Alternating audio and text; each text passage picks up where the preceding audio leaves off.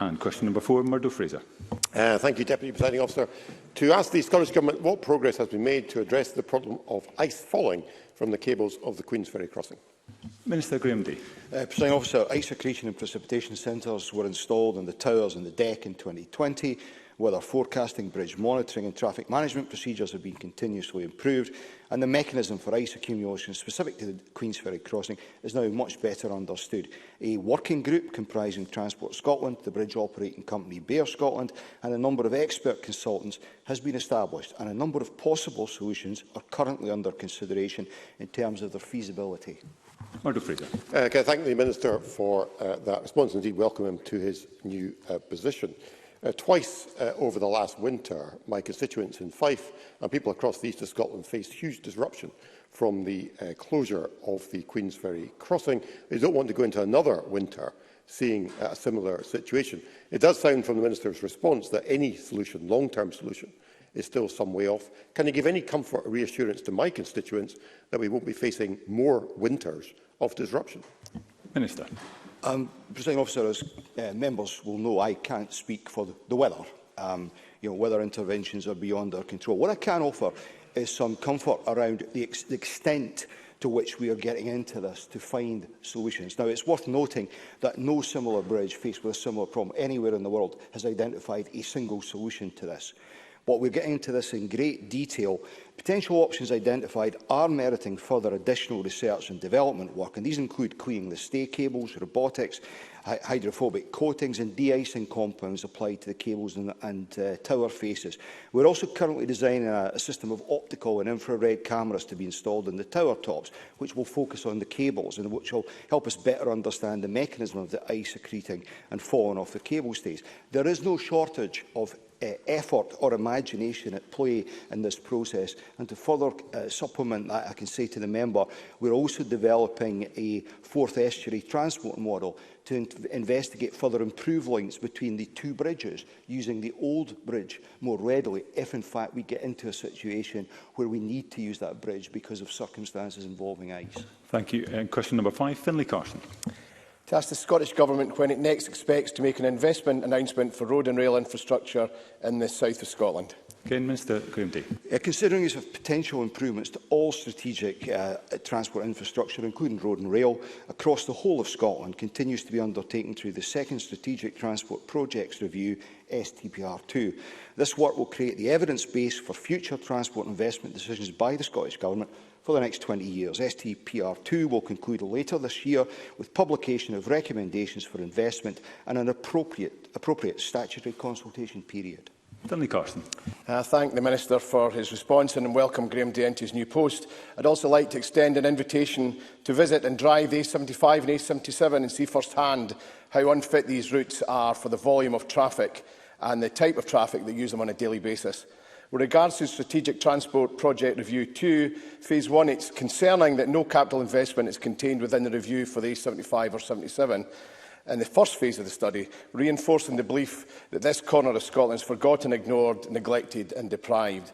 Will the Minister reassure me that he will be the first Minister who constructively works with constituents, businesses and ferry companies to address the increase in the woeful 0.5% of national infrastructure spend currently allocated in the South West, which is holding back economic growth not only here but across Scotland and the rest of the UK, as recognised in the Sir Peter Hendy Union Connectivity Review? Minister. Presiding Officer, owing to COVID-19, the STRP2 is coming forward via a two-phase approach. The first, published in February of this year, identified short-term priorities. Phase 2 will make recommendations to ministers for the longer term under the timetable being worked to. The public consultation on the draft programme, which emerges from this, will launch towards the end of the year. Now, the content of the South West Transport Study, which is fed into the consideration process, contains a number of recommendations. These include targeted improvements to the A77 and A75 and a number of suggested rail packages, including new links between Dumfries and Stranraer and Cairnryan. These proposals, along with others, are the subject of detailed consideration. Supplementary, Colin Smith. Thank you, Deputy Presiding Officer. Given, Minister, that the Strategic Transport Projects Review, frankly, has been long delayed even before the pandemic, does he actually envisage that we will see major improvement plans actually implemented in the lifetime of this Parliament on neglected roads in the south of Scotland, whether it's the A75 and A77 in the west or the A1 in the east? Minister. What I expect, Presiding Officer, is that later this year we will have a set of detailed proposals to consider. This is a 20-year programme designed to deliver for the whole of Scotland, and it will do that. Further supplementary, Emma Harper, who joins us remotely. Thank you, Presiding Officer. I've written to the Minister regarding infrastructure progress projects around South Scotland, such as the reopening of the Beatwick railway station and upgrading the A75 and A77 as well, which were identified in STPR2 through community consultation with over 2,000 people, unlike the UK Government Union Connectivity Review, which engaged with 0 people in South Scotland. Can I therefore press the Minister to provide timescales for the implementation of the STPR2 recommendations, which will improve the lives of people across South Scotland communities? And to respond in person, the Minister. Thank you, Presiding Officer. I note the chuntering from the Conservative benches at the mention of the Union Connectivity Review. Emma Harper, as they should be aware, knows that transport infrastructure is a matter devolved to the Scottish Government. Therefore, decisions on investment will be taken by the Scottish Government through evidence-based processes like the Capital Spending Review and the Infrastructure Investment Plan, which allow cross-government decisions on spending to be done in a robust way. The second Strategic Transport Projects Review, rather than the Union Connectivity Review, will be our evidence-based to support transport investment decisions that are focused on improving lives, boosting our economy, supporting communities and working towards net zero. I can confirm for Emma Harper that a new station at Beatwick is in the mix, along with changes to the A75 and A77. Question number 6, Eleanor Whittam. Thank you, Deputy Presiding Officer. Can I ask the Scottish Government what action it is taking to support communities to play their part in achieving Scotland's net zero targets? Cabinet Secretary. We've provided over £110 million through our Climate Challenge Fund to enable communities to play their part, and we will continue to support community-led climate action as a key part of our just transition to net zero. We are building on the achievements of the CCF by developing networks of regional community climate action hubs and climate action towns. These initiatives will run alongside the recently launched Net Zero National Campaign, which aims to showcase and inspire climate action across Scotland, including in our communities, using COP26 as a catalyst. Eleanor Whittam. I thank the Cabinet Secretary for his answer. The transition to net zero is going to require every single one of us to play their part, and the CabSec will be aware that investment through the Ayrshire Growth Deal will see Cumnock leading by example with the ambition to become the first carbon-neutral town, propelling us onto the world stage. With Scotland centre stage this year with COP26 in Glasgow, can the Cabinet Secretary outline the plans the Scottish Government has to help secure a Glasgow agreement that sees all countries commit to taking the action needed to tackle the climate crisis? Cabinet Secretary.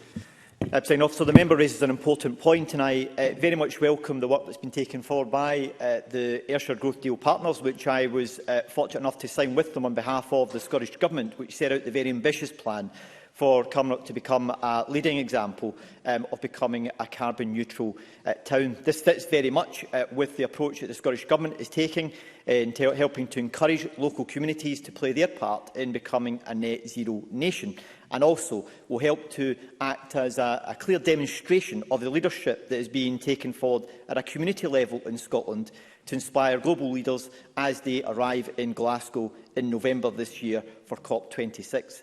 I can also assure the member that we will be setting out a range of different measures between now and COP26 on the measures that we will be taking as a country in order to become net zero and to ensure that Scotland continues to be seen as a world leader in this particular area, and that we also not only get the environmental benefits of that, but also the economic benefits that come from becoming a net zero nation. And a brief supplementary, Audrey Nicholl. Thank you, Presiding Officer. To ask the Scottish Government what plans it has to ensure local employment opportunities, in particular for young people, will be a key part of Scotland's transition to net zero. Cabinet Secretary. Presiding Officer, it's very important to make sure that we not only get the environmental and social benefits of moving to becoming a net zero nation, but we also get the economic benefits of that. And that includes making sure that we're working with partners to deliver the skills which will be necessary to become a net zero nation and to build on the progress we've made to date. That's why, with partners, we're setting up the Green Jobs Workforce Academy, which we have said will be launched in the first 100 days of this government, and we're taking forward progress in developing that, with a key focus on making sure that we look at providing programmes that support retraining and upskilling to make sure that we have a just transition to becoming a net zero nation. That sits alongside a young person guarantee, which also provides young people with environmental-related opportunities to support our national mission of a new, good green jobs recovery. And James Dornan, who is joining us remotely, question number 7. Thank you, Deputy Presiding Officer, and welcome to your new position. To ask the Scottish Government when the last meeting of the Oil and Gas and Energy Transition Strategic Leadership Group was held. Cabinet Secretary. The last meeting of the Oil and Gas and Energy Transition Strategic Leadership Group was held on Thursday, the 18th of February. This was the 9th meeting and chaired by the then Minister for Energy, Connectivity and Islands. The date of the next meeting is as yet to be agreed. James Dornan. Thank you. Thank you, Cabinet Secretary. Given the major role that the oil and gas sector, along with its supply chain, has in the Scottish economy and the part it will play in economic recovery from COVID, can the Minister provide an update on any initial plans the sector has in economic recovery, and how does this support the workforce and ensure the energy transition agenda continues to meet our net zero emissions ambition? Cabinet Secretary.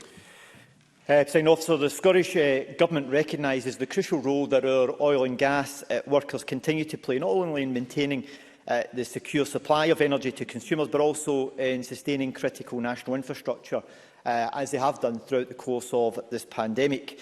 In June last year, the Scottish Government announced some £62 million for the Energy Transition Fund, which has got a key focus on helping to support the energy sector recover from the economic impact of COVID-19, and also to help to support investment in areas which can help to move towards net zero.